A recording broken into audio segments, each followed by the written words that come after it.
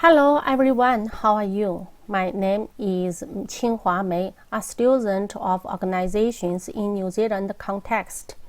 Our group has 3 members. They are Taumata, Lawrence-Ten, Qi Zhang, and me. Today we will give a presentation on analysis of the disaster of Pike River Mine. Now let me introduce an overview of this issue. It was happened on November 19, 2010. A methane explosion occurred in the Pike River mine. While there were 31 miners and constructors in, 29 men died and 2 survived. After that, the New Zealand government responded quickly, hoping to organize a rescue operation with help from other countries. However, the continual explosion in the mine prevented the rescuer from entering. Our group analyzed the reasons for the disaster and believe that there are 2 main ethical conflicts to play a key role in this process. The first is Pike River Coal had deceived the government, investors, and the public to obtain the goal of allowing mining. The second is the mine management persuaded the Labor Department that the methane and ventilation programs were under their control even when they knew the methane hazard was serious. So why did management make these decisions? There are 3 reasons. Firstly, the rule of huge benefits made the management to develop this project regardless of risks. Secondly, under the impact of 2008 financial crisis, the demand for coal production pressure has caused the management to ignore the impact of risks. Thirdly, inadequate consideration of the difficulty of construction in the early stage and the use of wrong methods in actual operation resulted in the inability to improve later.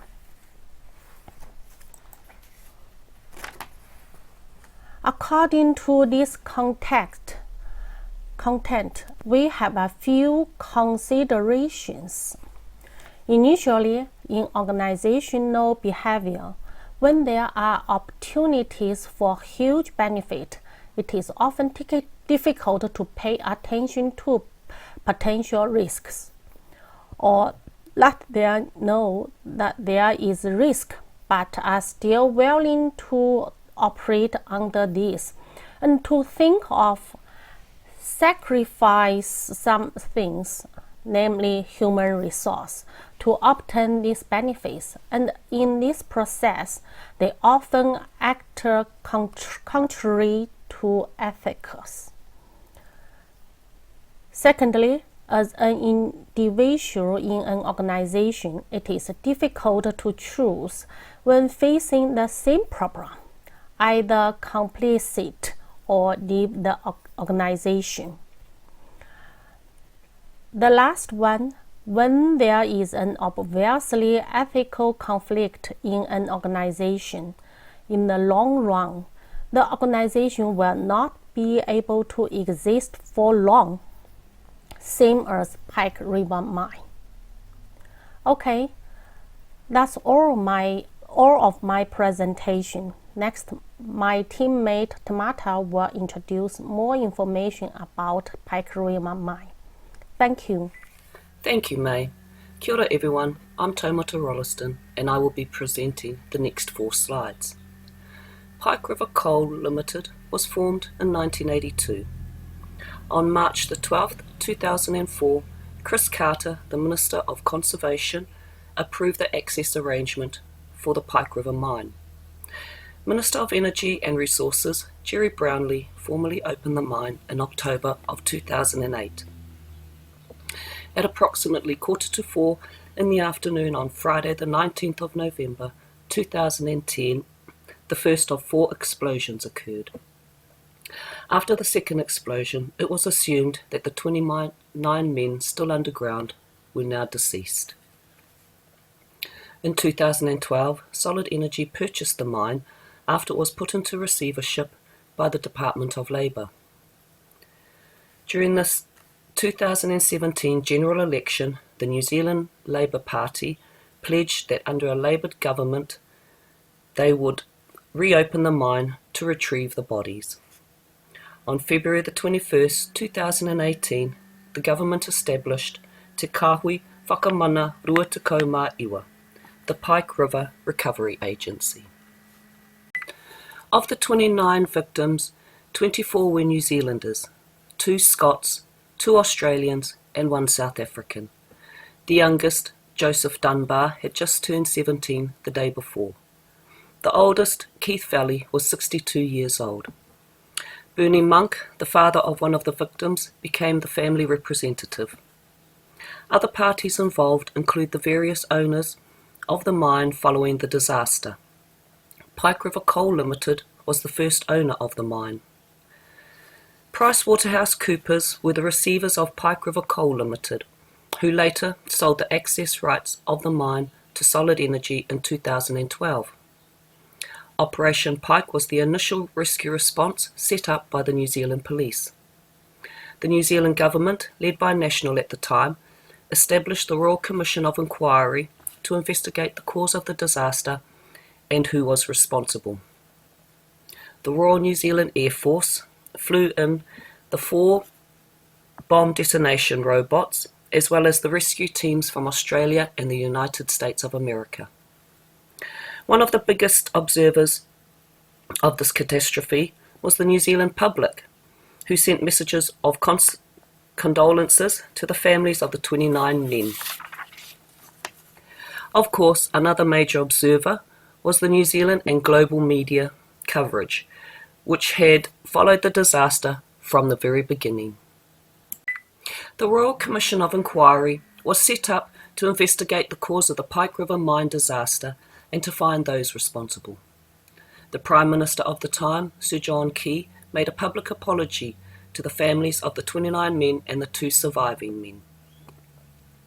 The inquiry found the Department of Labour to be at fault due to inadequate auditing of the safety measures implemented in the mine. Because of this, the Minister of Labour, Kate Wilkinson, handed in her resignation.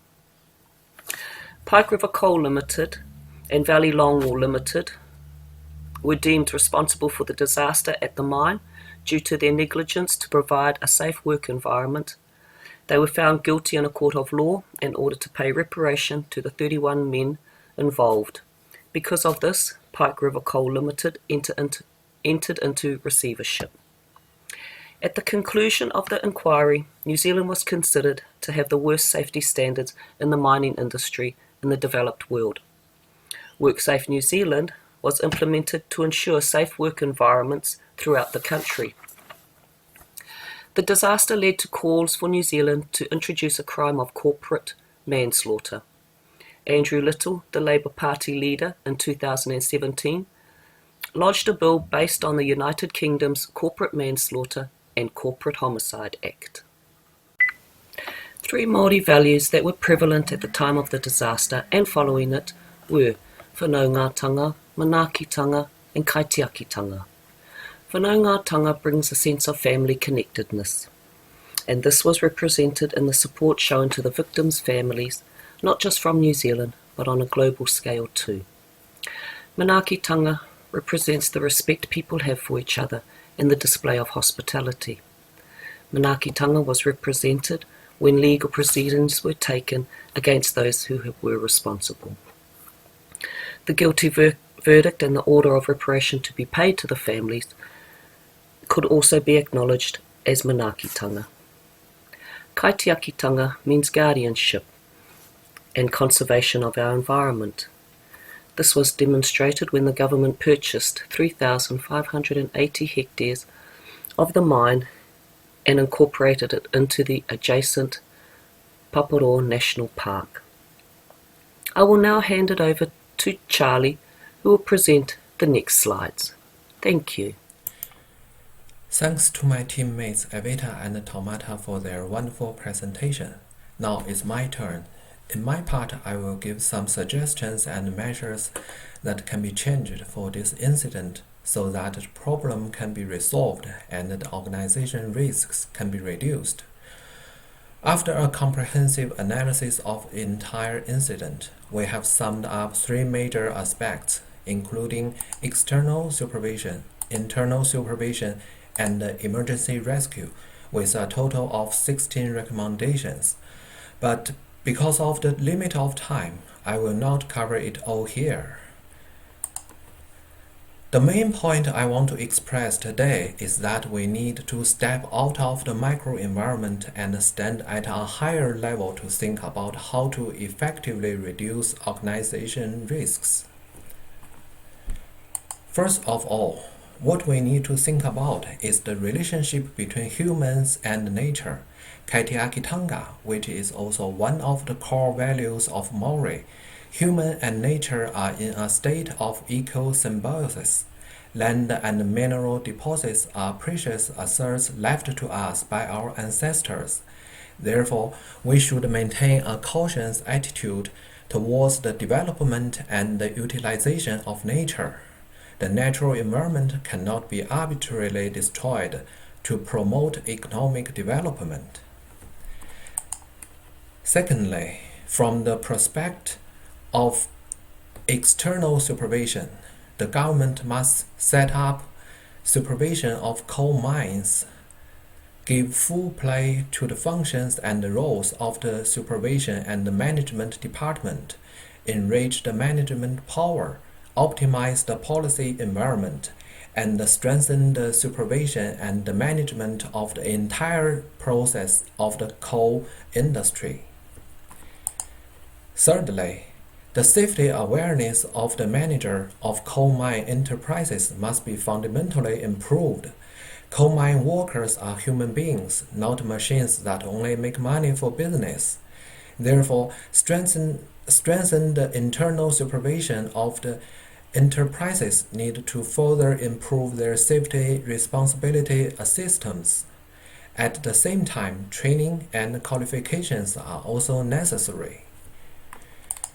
Fourth, strengthen the construction of emergency rescue systems and teams, improve response speed and professional level, prepare emergency rescue plan in advance and practice frequently. All these are effective ways to reduce casualties after the accident.